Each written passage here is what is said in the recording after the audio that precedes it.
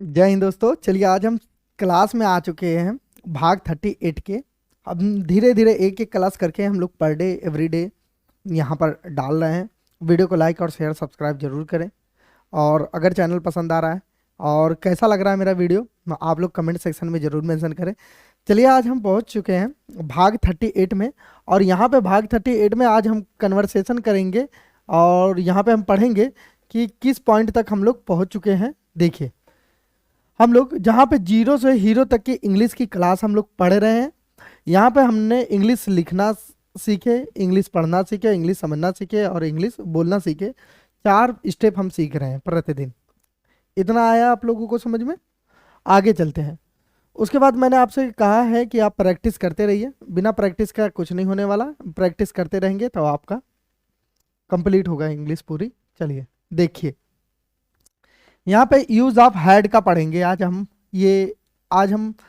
Had का प्रयोग पढ़ेंगे कि हैड का प्रयोग कहाँ करते हैं, कैसे कैसे सेंटेंसों के लिए करते हैं हम लोग। तो यहाँ पे जो हमने लिखा है हैड का प्रयोग, देखिए इसी चीज को ध्यान से। हैड का मतलब क्या होता है हिंदी, और किन परिस्थितियों में और क्यों, और कौन से इंट्रोगेटिव में, असर्टिव में, निगेटिव में, इंट्रोगेटिव निगेटिव में, ठीक है, कहाँ कहाँ पे प्रयोग इसका करेंगे, ये चीज़ें हम देखेंगे। चलिए मुझे उम्मीद होगी कि आप लोग यहाँ तक समझ चुके होंगे, कहीं पे किसी को कोई दिक्कत नहीं आई होगी। चलिए अब देखिए यहाँ पे हमने लिखा है हैड का प्रयोग में, इसका जो हेडिंग डाला हुआ है प्रयोग, यहाँ पे देखिए ये प्रयोग हेडिंग डाला हुआ है कि इसका प्रयोग कहाँ करते हैं। मैंने आपको अभी बताया है कि इसका प्रयोग कहाँ पे करते हैं, कि प्रयोग सीखेंगे हम लोग जब भूतकाल में, मतलब समझ में आ रहा है भूतकाल में का मतलब कोई ऐसा समय जो बीत गया हो, कोई ऐसा समय जो बीत गया हो। इट मीन्स कोई भूतकाल में, जब यानी जब भूतकाल में कोई वस्तु हमारे पास थी, मतलब कोई ऐसी सामान जो हमारे पास थी अब नहीं है, लेकिन पहले थी हमारे पास या मेरे पास या तुम्हारे पास या राहुल के पास या सोहन के पास या गीता के पास या उनके पास, किसी के पास अगर कोई सामान थी, यानी बीते हुए समय में, प्रेजेंट में नहीं, बीते हुए समय में यानी पिछले समय में किसी के पास कोई सामान थी, तब हम हैड का प्रयोग करेंगे। आ रही बात समझ में? तब हम हैड का प्रयोग करेंगे। अब आगे देखते हैं। अब यहाँ पे इन लिखा है, इनका मतलब समझिए इंट्रोगेटिव। ओके, इनका मतलब इंट्रोगेटिव। और सवाल पूछने के लिए आपको पता है कि सबसे पहले हेल्पिंग वर्ब आगे लगा देते हैं, आके ओके, उसके बाद सब्जेक्ट लिखते हैं, उसके बाद प्लस डॉट डॉट लिखते हैं और इंट्रोगेटिव का चिन्ह लगा देते हैं, पहली चीज। दूसरी चीज ये समझिए कि इंट्रोगेटिव का और भी इस तरीके का फार्मूला है, ऐसा नहीं है कि सिर्फ यही है। आगे बात समझ में मेरी बात? ओके, आगे चलते हैं। उसके बाद ASS लिखा है, मतलब असर्टिव सेंटेंस, यानी अगर आपसे कोई सवाल पूछ रहा है तो उसका जवाब भी तो आप देंगे, तो यानी असर्टिव सेंटेंस। तो सबसे असर्टिव सेंटेंस में सबसे पहले क्या लिखना है, पहले सब्जेक्ट लिखना है। आपको पता है कि सब्जेक्ट कौन होता है? वह व्यक्ति होता है जो वाक्य में कार्य करने का काम करता है, उसे सब्जेक्ट बोलते हैं। और उसके बाद प्लस हेड जोड़ेंगे, उसके बाद प्लस डॉट डॉट लगा देंगे, यानी जो कुछ आता है उसके बाद लगाएंगे। उसके यहाँ पे लिखा है मैंने निगेटिव, इसका मतलब निगेटिव, यानी इसमें भी पहले सब्जेक्ट लिखेंगे, उसके बाद हैड लिखेंगे, उसके बाद नो लिखेंगे, नॉट नहीं लिखेंगे, नो लिखेंगे। क्यों? क्योंकि हम यहाँ पे पास हो थी की सेंस में पढ़ रहे हैं हैड को, इसलिए, क्योंकि पास थी के सेंस में पढ़ रहे हैं, इस बात को दिल दिमाग में बैठा करके इसीलिए यहाँ पे नो लिखे हैं, ठीक है। उसके बाद डॉट डॉट लगा के यहाँ पे हमने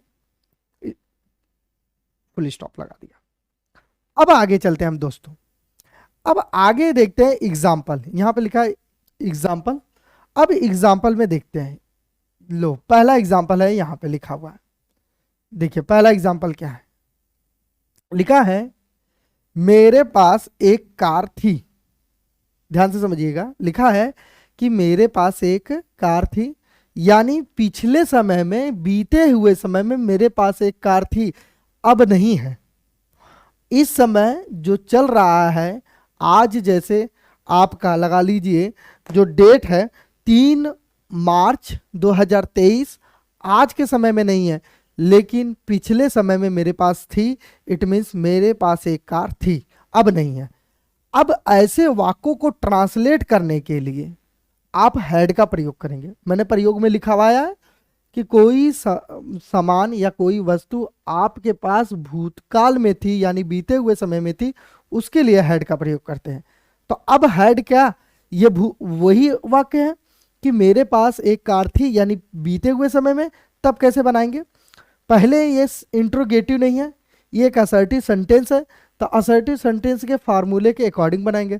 अब असर्टिव सेंटेंस का फार्मूला जो है ऐसे है, subject plus had plus dot dot, जो मैंने आपको ऊपर फार्मूला लिखाया है। अब जिसके पास कार थी वो होगा सब्जेक्ट, क्योंकि उसी के पास थी ना। तो किसके पास थी, मेरे की इंग्लिश होती है, सब्जेक्टिव केस होता है आई। अब आई आपने लिख लिया सब्जेक्ट, उसके बाद क्या जोड़ना है आपको, हैड जोड़ना है। तो क्या, हैड, आई हैड हो गया, आई हैड। उसके बाद प्लस जो कुछ बचता है वो लिख दीजिए। तो क्या, मेरे की अंग्रेजी लिख लिया, पास की अंग्रेजी लिख लिया, आई हैड, एक कार थी तो बस एक कार की अंग्रेजी लिखिए, I had a car, I had a car, बस हो गया कि मेरे पास एक कार थी, बस समाप्त। अगला वाक्य, दूसरा एग्जांपल देखिए इसी का, इसी बेस पे। और राहुल के पास एक कार थी, अब आया समझ में। अब राहुल के पास कार थी, जैसे मेरे पास एक कार थी, अब वैसे ही राहुल के पास एक कार थी, लगा लीजिए। जैसे अब हमने वाक्य में बोल दिया कि राहुल के पास एक कार थी, अब वो हमारे पास का हटा दिया हमने, सब्जेक्ट चेंज कर दिया। तो बस सिंपल सी बात, राहुल के पास एक कार थी, तो यहाँ पे ऐसे लिख देंगे आप, पहले लिख देंगे राहुल, आपने राहुल लिख दिया। उसके बाद सेम उसी प्रोसीजर में लिखेंगे, हैड लिखेंगे, हैड लिख दिया। अब फिर वही चीजें, क्या, एक कार थी तो a car, very simple. Rahul had a car, Rahul के पास एक कार थी, दैट्स ऑल, मैटर खत्म। ज्यादा दिमाग पे लोड देने की आवश्यकता नहीं है, बहुत ज्यादा सोचने की आवश्यकता नहीं है, बहुत ज्यादा झंझट में पढ़ने की आवश्यकता बिल्कुल नहीं है। अब अगला वाक्य, उसके पास एक कार थी, ध्यान समझिए, उसके पास एक कार थी मतलब कोई थर्ड पर्सन है जिसका हम नाम नहीं जानते। हम जब बोलते हैं कि उसके पास एक कार थी, उनके पास एक कार थी, तो अब वही चीज है, सब्जेक्ट फिर चेंज किया है, तो उसके की अंग्रेजी होती है ही बा। अब आपने ही लिख दिया, तो ही के बाद क्या लिखना है, हैड लिखना है। आपने हैड लिख दिया, ही हैड आ कार, बस वेरी सिंपल। देखिए, ही हैड आ कार और लगा दिया आपने फुल स्टॉप, आपका सेंटेंस इंग्लिश का बन के तैयार हो गया कि he had a car, very simple. देखिए बहुत साधारण है दोस्तों, बहुत जबरदस्त है। देखिए अगला वाक्य, यह है आपका अगला, क्या तुम्हारे पास मोबाइल थी। अब ये सवाल है इंट्रोगेटिव का, यानी पूछा जा रहा है कि इंट्रोगेटिव में कि क्या तुम्हारे पास एक मोबाइल थी। अब मैंने आपको बता दिया है कि इंट्रोगेटिव के लिए अब वेरी सिंपल आपको क्या करना है, फार्मूला ये है जी कि पहले हेड लगाना है, उसके बाद सब्जेक्ट लगाना है, उसके बाद डॉट डॉट लगाना है, उसके बाद इंट्रोगेटिव का चिन्ह लगाना है जी। ये फार्मूला है, मैंने ऊपर अभी लिखवाया है आपको, आप चाहे तो स्क्रीनशॉट ले सकते हैं और देख भी सकते हैं। अब जब head plus subject plus dot dot लगा दिया, तो अब क्या करना है, क्या तुम्हारे पास मोबाइल थी, तो आप सबसे पहले हेड लगाइए, बिना सोचे समझे हेड लगा दिया आपने। आगे बात समझ में, हेड लगाया। अब सब्जेक्ट, तो तुम्हारे की इंग्लिश क्या होती है, यू, तो हैड यू क्या थी। अब जो बचता है वो डालो, एक मोबाइल, तुम्हारे पास मोबाइल थी, तो had you a cellphone, cellphone की इंग्लिश में बोलते हैं मोबाइल, सेलफोन, ठीक है। हैड यू अ सेलफोन, तुम्हारे पास एक मोबाइल थी, इंट्रोगेटिव का चिन्ह, बस बात खत्म, मैटर खत्म, इतना ही था बस, और कुछ ज्यादा सोचने विचारने की जरूरत नहीं है। अगर आप इसी का असर्टिव सेंटेंस बनाते हैं, असर्टिव यानी जवाब देते हैं, कि अगर आप किसी से पूछते हैं कि हैड यू अ सेलफोन, क्या तुम्हारे पास एक मोबाइल थी, ठीक है। अच्छा एक तरीका और है, पहले इस चीज को एक भी ध्यान दे दीजिए, आप इसी को ऐसे भी बोल सकते थे, हैड यू सेलफोन। आप इसमें से ए गायब भी कर सकते थे, कोई जरूरत वाली, कोई दिक्कत वाली बात नहीं है, बहुत ज्यादा धर्म संकट वाली बात नहीं है। आगे बात समझ में, are you getting my point my dear student, आपको कोई धर्म संकट वाली बात नहीं है। आप ऐसे भी बोल सकते थे। चलिए अब जब हमको असर्टिव में बोलना होगा तब कैसे बनाएंगे, पहले subject I had a cell phone, मेरे पास एक क्या मोबाइल थी, I had a cell phone, full stop लग गया। मैंने अभी आपको असर्टिव बताया है। अब निगेटिव जब लिखना है इसी को, जब आपको निगेटिव ये इसी को करना होगा तो वेरी सिंपल। अब देखिए वेरी सिंपल कैसे, मतलब कैसे करेंगे आप, देखिए अब formula I had no cell phone, बस, क्योंकि फार्मूला वही है। देखिए I had no cell phone, okay, मैं मैटर खत्म, फुल स्टॉप लग गया। बस बहुत ज़्यादा दिमाग लगाने की, बहुत ज़्यादा सोचने की, बहुत ज़्यादा प्रेशर डालने की कोई आवश्यकता नहीं है। देखिए गलतियां होंगी तभी आप सीखेंगे, अगर गलतियां आपसे नहीं होंगी तो इसका मतलब आप ये लगा लीजिए आप कुछ भी नहीं सीख रहे हैं। देखिए काम करने वाले से ही गलतियां होती है, ना काम करने वालों से कभी गलतियां नहीं होगी, क्योंकि जब वो काम ही नहीं करेगा तो उससे गलतियां ही कैसे होगी। और जब आप गलतियां करेंगे तो इट मीन्स आप काम कर रहे हैं, यानी आप गलत पढ़ रहे हैं तो इसका मतलब आप पढ़ रहे हैं, तभी गलत पढ़ रहे हैं, ठीक है। अगर आप गलत पढ़ रहे हैं, कोई सुनेगा या किसी को सुना रहे हैं तो वो आपको बताएगा कि भाई आप गलत पढ़ रहे हो, इसको ये नहीं ये पढ़ा जाता है। जब आप पढ़ोगे ही नहीं, जब आप लिखोगे ही नहीं, जब आप इंग्लिश न्यूज़ सुनोगे ही नहीं, जब आप इंग्लिश न्यूज़पेपर उठाओगे ही नहीं, तो किसी को कैसे पता चलेगा। इसलिए बेहतर है कि अगर आप सही बोल रहे हैं तो कोई नहीं टोकेगा, कोई गलत बोल रहे हैं तो आप जरूर टोकेगा। हम लोगों से भी गलतियां होती है, ऐसी नहीं है कि हम लोग एकदम परफेक्ट है, हम लोगों से भी गलतियां होती है, लेकिन हमें लोग बताते हैं, हम तुरंत इंप्रूव कर लेते हैं। तो उसी तरीके से आप लोग भी कर लेंगे माय डियर स्टूडेंट, ओके, समझ रहे हैं। चलिए आगे चलते हैं हम लोग। देखिए ये वाक्य है, क्या उसके पास कोई बाइक थी, मतलब वाक्य है कि क्या उसके पास कोई बाइक थी, तब कैसे बनेगा, ध्यान से देखिए, had he any bike, question mark बन गया, हैड ही एनी बाइक। अब देखिए क्या राहुल के पास कुछ पैसे थे, सवाल है, सीधी सी बात, हैड राहुल सम मनी, क्या राहुल के पास कुछ पैसे थे, इंट्रोगेटिव का चिन्ह, हो गया। आगे चलते हम लोग,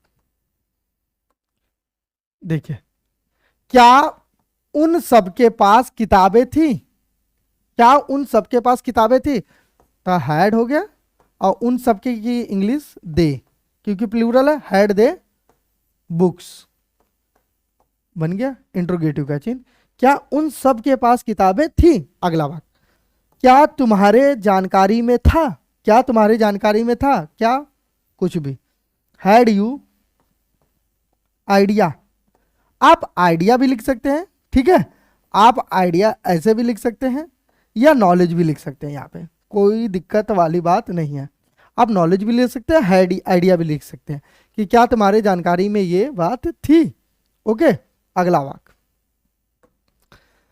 मुझे कोई आइडिया नहीं था, तो देखो I had no idea, negative का sense, I had no idea, क्यों, पहले यहाँ पे आपका क्या लिखा है, आई लिखा है यानी सब्जेक्ट लिखा है, ये आपका सब्जेक्ट हुआ, ये आपका है जो है प्लस हैड हुआ, ये आपका प्लस डॉट डॉट में आ गया, देखिए नो लगाकर आपको प्लस डॉट डॉट में आ गया, ओके। इस तरीके से आपका निगेटिव का सेंटेंस बनेगा। देखिए निगेटिव का सेंटेंस मैंने दे दिया यहाँ पे, ओके। अगला वाक्य देखिए लिखा, मेरे पास कोई मोबाइल नहीं था, तो लिख सकते हैं I had no any cell phone, no any cell phone, या मोबाइल लिख सकते हैं आप, ठीक है, फुल स्टॉप, बात खत्म हो जाएगी यहीं पे। इस तरीके से आप निगेटिव भी बना सकते हैं। अगला वाक्य देखिए, राहुल के पास बाइक नहीं थी, तब कैसे बनेगा, Rahul had no bike, Rahul के पास बाइक नहीं थी, फुल स्टॉप, बन गया। उसके पास एक भी किताब नहीं थी, तो बस ही लगेगा, ही हैड नो, आज एक भी किताबें की अंग्रेजी होती है, ध्यान से समझिएगा, he had no any book, ठीक है, he had no a single book, उसके पास एक भी किताबें नहीं थी। He had no a single book. चलिए अगला वाक्य देखते हैं। अगला वाक्य है आपका यहाँ पर, राजू के पास कोई अनुभव नहीं था। तो बस इस तरीके से लिखेंगे, Raju had no experience, experience, ठीक है, फुल स्टॉप। ओके आगे चलते हैं। अगला वाक्य देखिए, मेरे पास समय नहीं था। मेरे पास नहीं समय था, आई हैड नो टाइम। सीधी सी बात, आई हैड नो टाइम। मेरे पास समय नहीं था, आई हैड नो टाइम। उसके पास समय नहीं था, देखिए कैसे बनेगा, ही लगेगा, हैड लिखेगा, नो लिखेंगे और सीधा टाइम लिख देंगे कि उसके पास समय नहीं था। तो लिखेंगे ही हैड नो टाइम, उसके पास समय नहीं था। देखिए निगेटिव सेंटेंस मैं बना रहा हूं आपको, अब बना के दिखा रहा हूं। उसके पास दिमाग नहीं था, अब जैसे किसी को बोलते हैं कि उसके पास दिमाग ही नहीं था, तब कैसे बनाएंगे बाबू, देखिए he had no sense, sense लिखेंगे, माइंड नहीं, ठीक है, या लिख सकते हैं mind, he had no mind, उसके पास दिमाग ही नहीं था। तो चलिए आगे चलते हैं, हम लोग ये वर्ड बहुत ज्यादा यूज करते हैं। चलिए देखिए ये जबरदस्त वर्ड है, उसके पास 1 मिनट भी नहीं था। तो कैसे बनाएंगे, ही हैड नो टाइम, इस तरीके से आप लिख सकते हैं, ठीक है, कि उसके पास समय नहीं था, यानी एक भी मिनट था नहीं था। और ऐसे भी बोल सकते हैं he had no a minute, उसके पास एक भी मिनट नहीं था। ओके इस तरीके से बनाएंगे आप इंग्लिश को, अपने अच्छे से सुधार करेंगे। फिर हम लोग मिलते हैं अगली वीडियो में अगले पार्ट के साथ। फिर और आप लोगों को कैसा लग रहा है क्लास, प्लीज़ वीडियो को लाइक शेयर सब्सक्राइब जरूर करें। फिर हम लोग मिलते हैं अगली क्लास में, तब तक के लिए जय हिंद दोस्तों।